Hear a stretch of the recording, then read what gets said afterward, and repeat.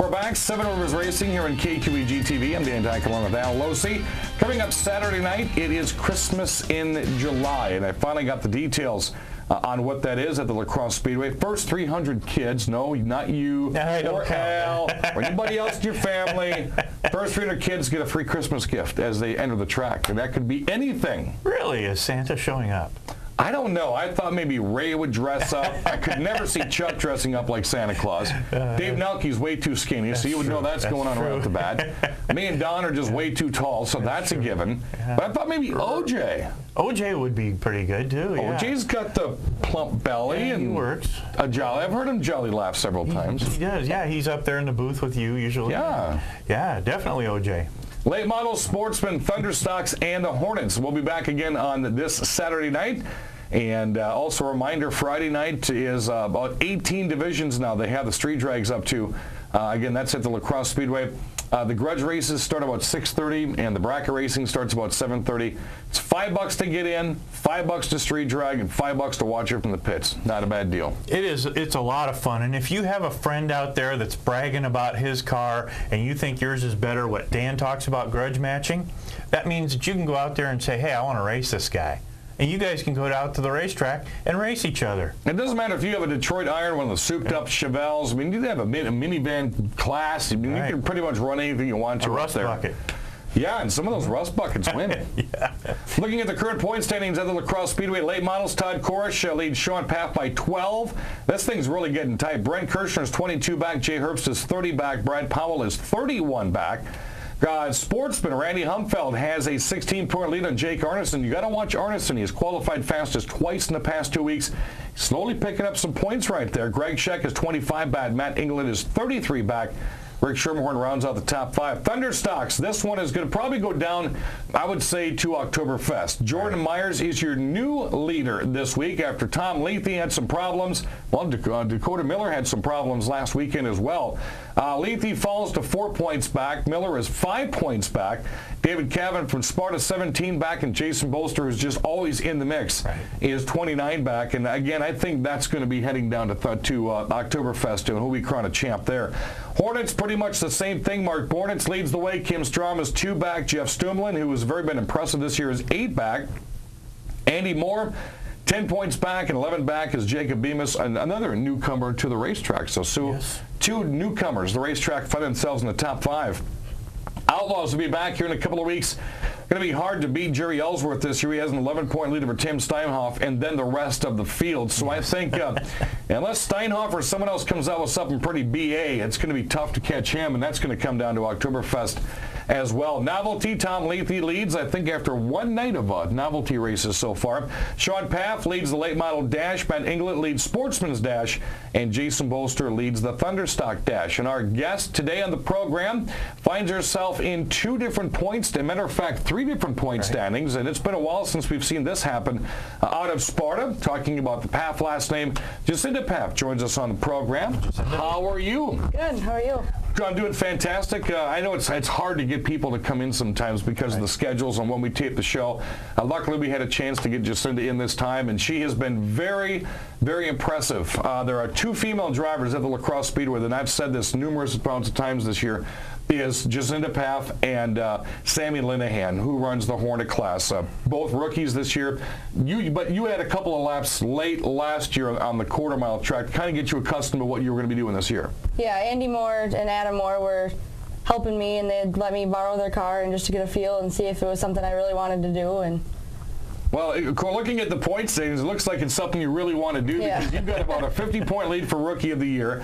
You're 10th in points in the Thunderstock Dash, and you're 8th in points in the overall point standings. I think we're about the halfway mark of the racing season. Did you ever figure we'd have a conversation about point standings, and you're like right there in all 3 of them? Not really. I mean, Rookie was always something I wanted, but at first, I mean, I had rough nights, but then Dad sat down and told me that just finish every race was what I had to do, so that's basically what I've been trying to do is just finish. She runs the red Durango Racing number 13 car at the Crosse Speedway in the Action Track quarter mile. And has the racing been what you thought it was? I mean, obviously, you're not a newcomer to the racetrack. Your father, Sean Pfaff, been running the 21 Durango racing car, I don't know how many years, many years at the Speedway. But so you've kind of seen from the outside in of what it was going to be like. Now that you're actually on the inside looking out, is it like you expected? No. It looks a lot easier than it is. Learning the corners for me was the hardest part, and then just being close with everybody and not being afraid of like contact was another thing I had to get used to.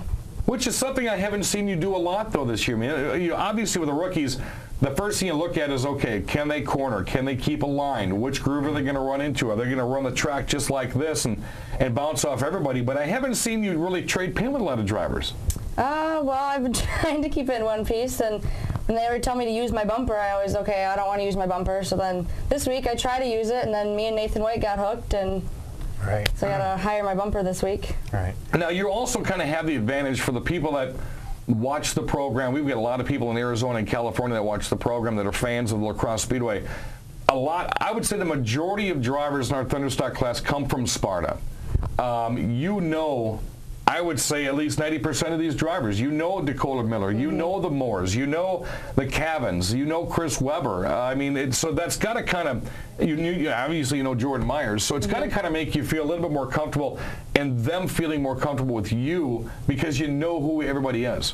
I think it has its ups and its downs. I think the good thing is that, I know how to talk to anybody. If I have trouble, they could help me, but then sometimes you need your distance, and that being too close to them kind of just, I don't know, I think nobody's really afraid of doing anything to anybody. Well, it's a nice family down there. In other words, what Dan is talking about is you can go down and get information when you need it and then keep quiet when you need it also. And I have another question for you, too.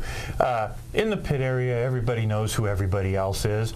And I'm hearing that people are talking about you and respecting you down there pretty good, and that's pretty good.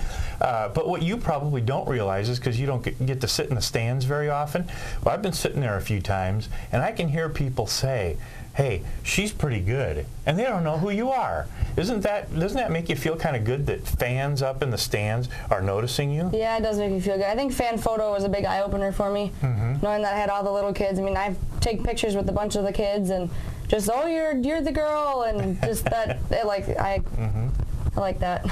Well, the last two females that ran that class that I would say it had a lot of notoriety would have been Kayla Steinhoff and Danielle Neary. And I watched, when Danielle was running for about 2 years, the fan base that she was growing, and Kayla Steinhoff did the same thing. Right. It wasn't just the young females, but there were a lot of older folks that were kind of hitching on to not only being a female driver, but maybe being new at the racetrack. Are you kind of finding that now that each week you go out, you hear more and more people cheering for you? Yeah, I've known, and even on the wave lap, I'll have the little ones in the corner just waving down below, and I like the attention.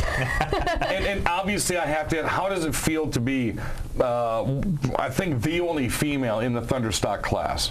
I think it feels the same. I know a lot of people, they'll try to, I don't want to say take advantage of me, but they're going to try to run me like harder than, or like, oh, if I just hit her, she'll move. But I've been told just to stay, do my thing, and don't worry about anybody else, and just drive my line. See, that's where I think it was week number 3, if memory serves me correctly. I saw that happen coming out of turn 4. There was a lot of banging going on with about 3 or 4 different cars. And I thought, okay, now I want to see what she does. Is she going to get scared and go way up towards the wall instead of? But she was right in the mix. They were banging her. She drove right back down and got them as well. And I think that is how you earn respect in almost any division at lacrosse. Yeah, I mean, the couple times you go 4 wide, and sometimes when you're 4 wide, you got to back off. But like the 3 wide, or when they push you to the outside or they sneak underneath you, I'd definitely just don't give up your line and just keep racing as hard as you would. And she's been a part of a lot of 3 wide racing this year, especially going into down the front straightaway into turn 1. When we come back, we're going to find out more about Jacinda Pfaff and her father, Sean Pfaff, as another racing duo at the Crosse Speedway. That's coming up next on 7 Rivers Racing here on KQEG TV.